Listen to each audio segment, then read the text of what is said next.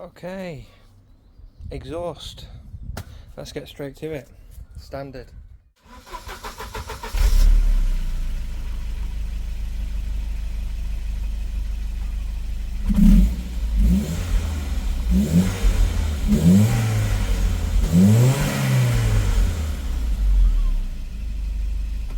I think we'll all agree, not impressive at all, so let's whip the back box off and see what difference that makes.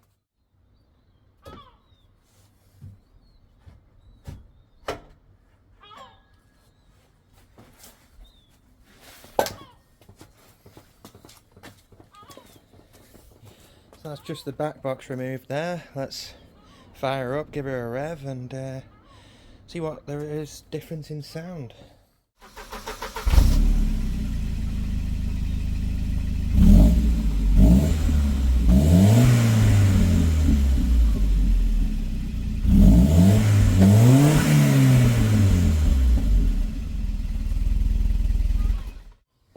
I don't know about you, but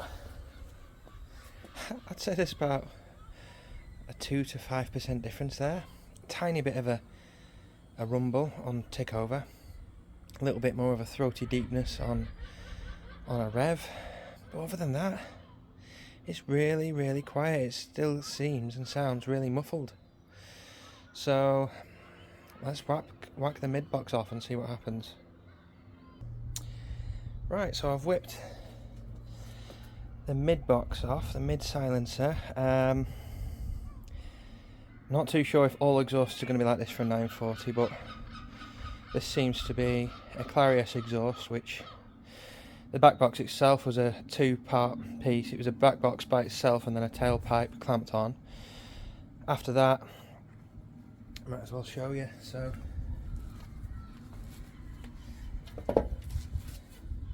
that's the back box. Clamp here for the tailpipe, separate, and then a separate rubber mount, which is on a big band clamp, goes around the box. Next up was this single piece, which goes into the back box there, over the back axle, and down to another clamp, which connected to this, which went down to the mid silencer.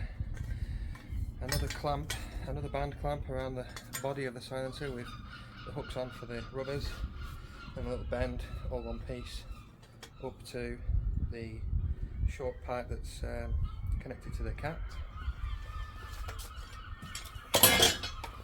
So we are now effectively a cat back system, although there's nothing after the cat at the moment. Let's see how she sounds.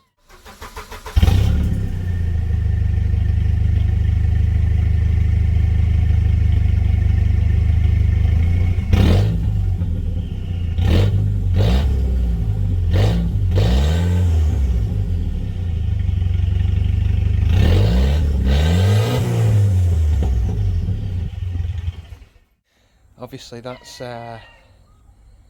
very different, isn't it? That's a bit much. That is a bit much. So I'm thinking we've wound the boost up. It's more fun, but it's not scarily quick or anything like that. The engine can take a lot more power. Might as well go there. Might as well do some engine mods and get some more boost and stuff like that. And one thing I'm going to need to do, or I'd like to do, is make a somewhat straight through pipe, just for zero restriction. Don't mind a straight through design muffler, but I don't want anything that's going to soak power. So at the moment, I'm quite happy to do a catback exhaust, just mock one up, just with a few bits that I bought. And I'm just going to get it to the point where it's the correct bore, and from the cat back it's going to be sort of usable for future reference. And then when I get round to coming up with a solution for a bigger turbo and a downpipe, probably going to go for a 3-inch system. The 3-inch downpipe can come down, go into either a sports cat or a special cat, shall we say, wink wink, that will then attach to what I've already currently put together, which is what I'll do today. So I think the next thing is to find some kind of reducer that'll slide onto the current system and expand it to 3-inch, and then use some tube, possibly a flexi and a back box, straight through muffled back box, just to take the edge off that sort of raw, jagged sound, and weld some hangers on and get it all into play. So yeah, let the fun begin. Right, so first thing I need to do is, I've just removed the catalytic converter. I can confirm it is intact. Can you see the honeycomb? Let's get some light.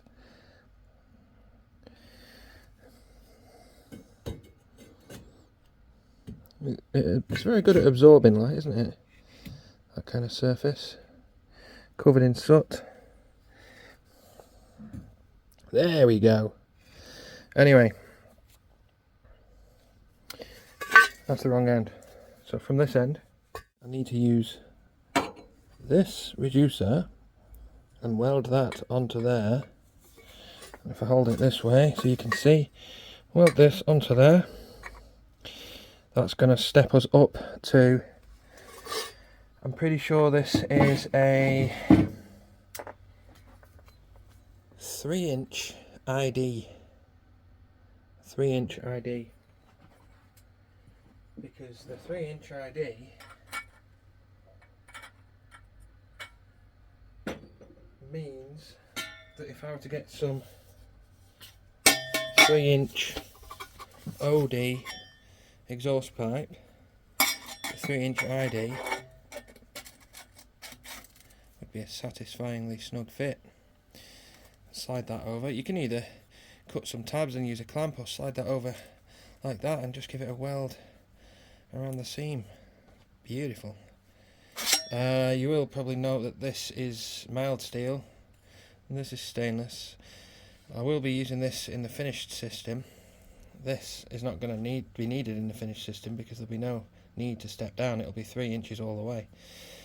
Therefore, this doesn't need to be stainless. This is just a temporary thing, and you know, I won't be needing all of this anyway. I'll be buying more pipe for when the new system, or the full system, gets built. So there's nothing wrong with just sliding that on there for now, welding it on, and chopping it off, you know, when it's upgrade time and losing, what, 1.5 inches, something like that. No issue with that. So I'm just going to clean up the surface of this pipe, ready for welding. Wire brush on a drill.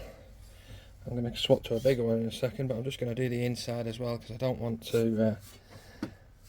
I just don't want it. I'm welding very close to the edge, so, well, I'm welding on the edge, so I don't want any contaminants on the inside preventing good penetration on the weld.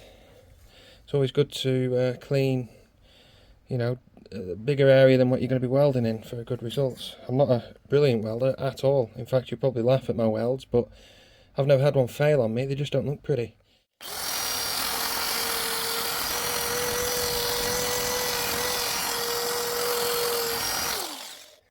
It looks, there's about an inch of nice clean metal in there to work with. Swap to a different brush.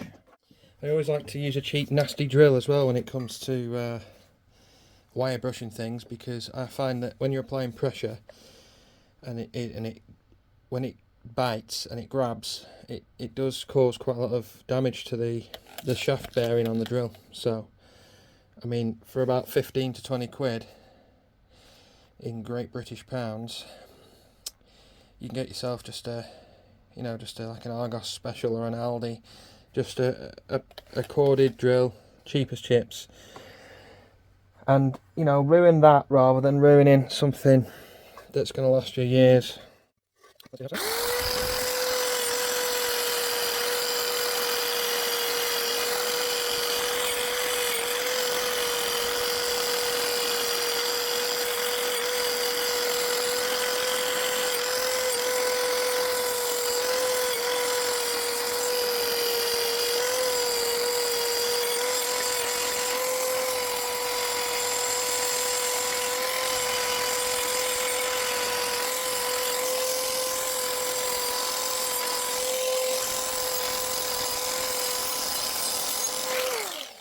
Now, if you know what it's like to use wire brushes, well, a hand wire brush is pretty harmless in comparison, but wire brush attachments for drills or angle grinders and such, if you know, you know. If you don't know, you better know. Wear everything. Wear goggles, wear a full face mask. Just protect your skin, protect your hands. It's contested whether you should use gloves if you get that wire brush too close to your glove and it grips your glove. I've had one grip the glove, wrap the glove around itself, therefore the brush went in between my hand and the glove. This is whilst the drill is spinning, and of course by the time I've reacted and stopped the drill, it's done a nasty job on my hand. So gloves, wear them at your own risk, but they will protect you from little pieces of wire flinging off. What you don't want is one of those coming off and going in your eye, so goggles at the very least. Obviously, you know, I'm wearing all that, so yeah. Now we're all clean, we think. Probably not as clean as we should be though, so I'm just gonna go over the surface with a bit of brake cleaner, just for degreasing effect. Don't want to have any grease on the surface whatsoever. It does not help with welding adhesion or penetration. And do the same thing to the new part, because you don't know where that's been stored, how that's been stored. Just get it all nice and clean, and of course wait for that to dry because it is extremely flammable.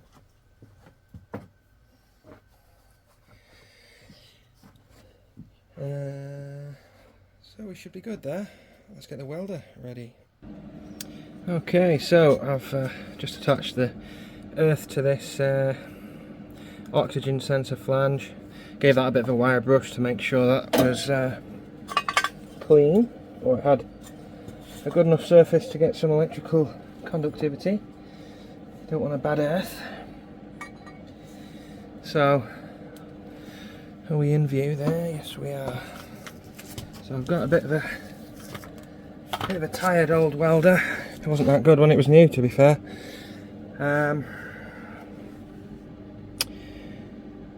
Yeah, I may be blocking the light.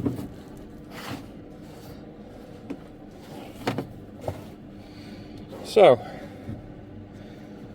I'm just going to line it up. Now, exhaust pipe or tubing can be notoriously hard to weld because it's usually quite thin, so you have to strike a balance between blowing through and not getting enough penetration. So, as I say, it's a bit of an old knackered welder. There's not much left life-wise in any of the components, so I've tried to set it up alright. I feel like I've done a bit of a test on a different piece of exhaust, and I feel like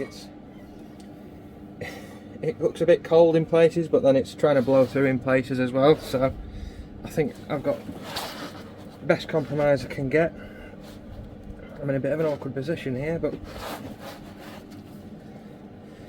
it's just how I am at the moment. Ideally I'd be on a workbench, but I just don't have the space right now. Kind of in the middle of jigging things around.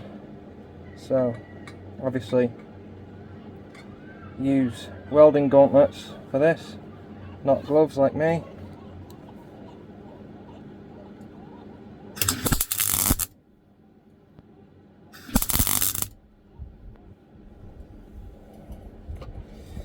Just put a little tab on there, come around to the other side and make sure we're straight and true-ish.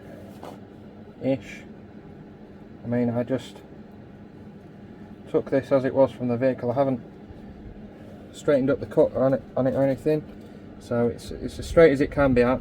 I'm going to need to make adjustments anyway on the rest of the system, so this, as long as this is approximate, then the rest will be fine.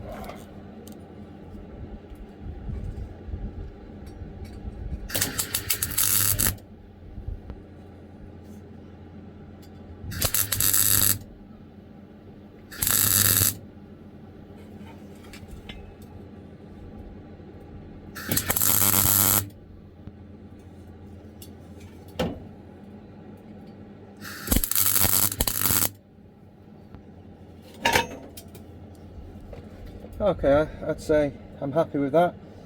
That's tacked on nicely, so I'm just going to go around this and fill it in now. Again, apologies for the bad quality welding, but I've probably only done a couple of hours welding in my life, so as long as it doesn't break, I'm happy.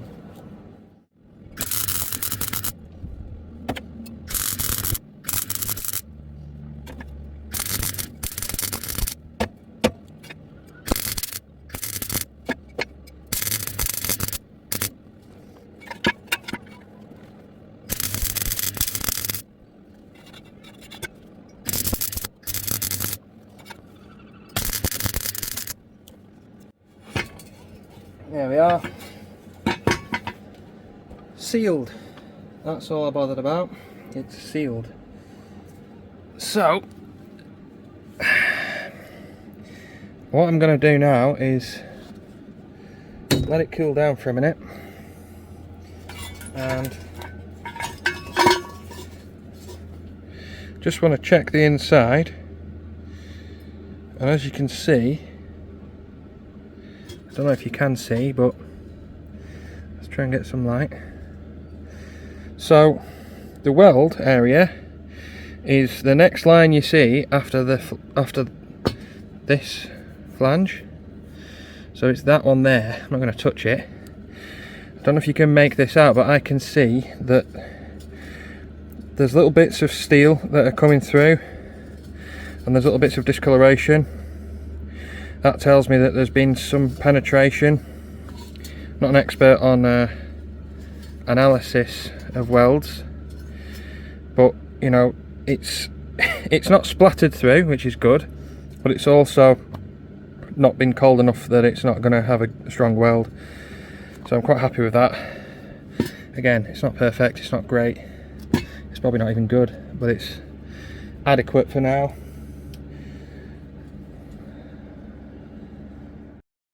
So hopefully you can see okay there. I'm using 4 right angle pieces of stainless exhaust pipe, or tubing as it's more correctly called. This is to replicate the stock exhaust shape. Obviously it's not a perfect replication, but my approximate measurements would tell me that this will clear. There's obviously a little bit less clearance on the inner top of the hump and the inner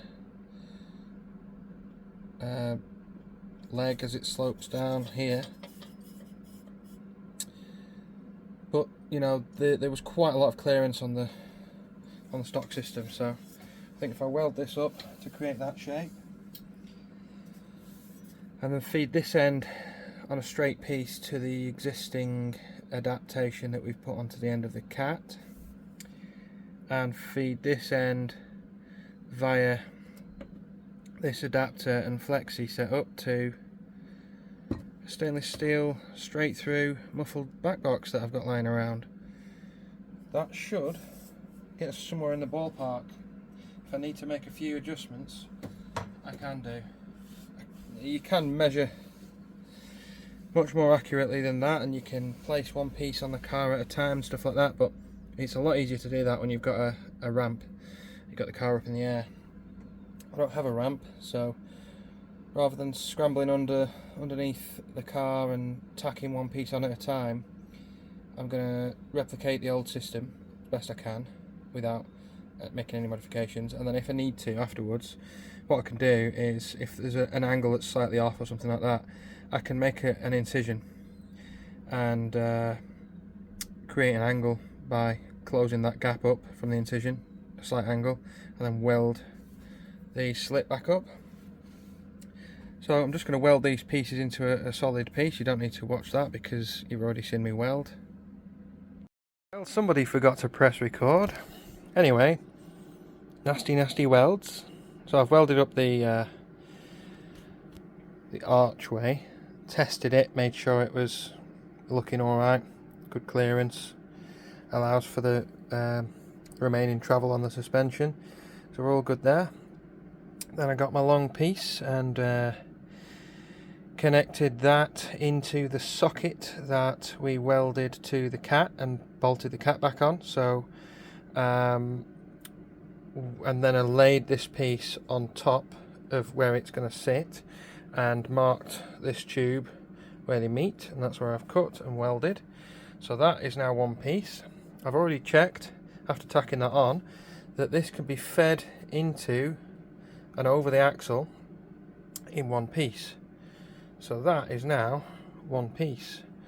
Now I've got to figure out by test fitting what needs to go on this end, if it needs to be any longer, or whether we can go straight with the adapter from the clamp. So that's next. Okay, so I've test fitted it on the vehicle and I've added this next piece on, just spot welded that on, well, tacked it on should I say.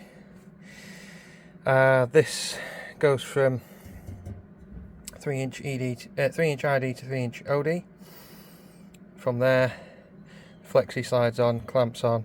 Other side of the flexi clamps to the back of the back box. These are just bits that I've made work. Obviously the welds are terrible. I've made sure they're airtight and they're strong. Tried to clean some up, but it's stainless, so it takes ages, so I gave up on that. Again, it's nothing to look at, it's not like a polished system or anything, it's just there to do a job. What I do know is that there's good penetration, there's no holes, and there's no bits of weld sticking through. It seems to be quite cold, but I have got the welder turned right up. I don't know if it's different when you're welding with stainless. It's the first time I've used stainless MIG wire today, so maybe it needs different gas. I should have probably researched this, but you know, it's a bit of an experiment, bit of a experience, and it's only for myself, so I don't need to worry too much about the finish. Now what I do know is that this will all go in one piece from the rear of the vehicle. With the car in the air and the wheels drop down, it will slide in nicely. Also looks as if the cat would slide in with it if that was attached, so I'm going to unbolt the cat and weld the reducer that we welded to the cat to the end of that pipe and try to feed the whole thing through, and then bolt the cat back on and hold it up into position and figure out where to weld some hangers on. One thing I do know though is that with this sitting like that over the rear axle, I'm not able to get it up high enough into the recess that it's supposed to go without the top of this tube hitting on the underside of the chassis. So what I'm going to do is I'm going to cut a slit in this tube, and then I'm going to bend the tube to close the slit up, just to put a bit of an angle on it, and then I'll weld that slit up as well, so that there's a bit of an angle helping to raise this area.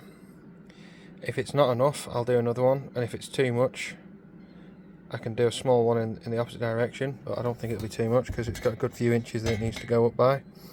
Finish off welding that on now that I know it's going to go through by itself, well, all in one piece, should I say, and then we can get to seeing how it fits with hangers, and I can just give you a bit of a look underneath as well. So this is what the finished, semi-finished product looks like. Got a little bend, and we've got a half loop or hump, whatever you want to call it, and then a flexi, and then the back blocks. Yeah, it would have been better to not use a flexi there, but it just works. That is going to go under there all in one go.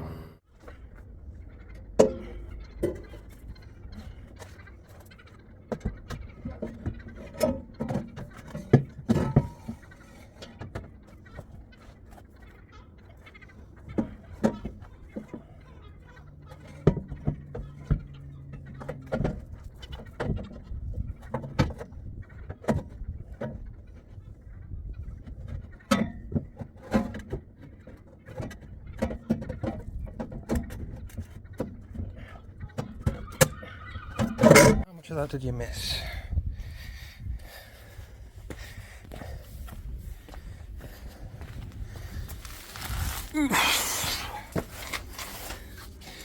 She's been fed through. That's not where it's gonna sit. It's gonna be more like there.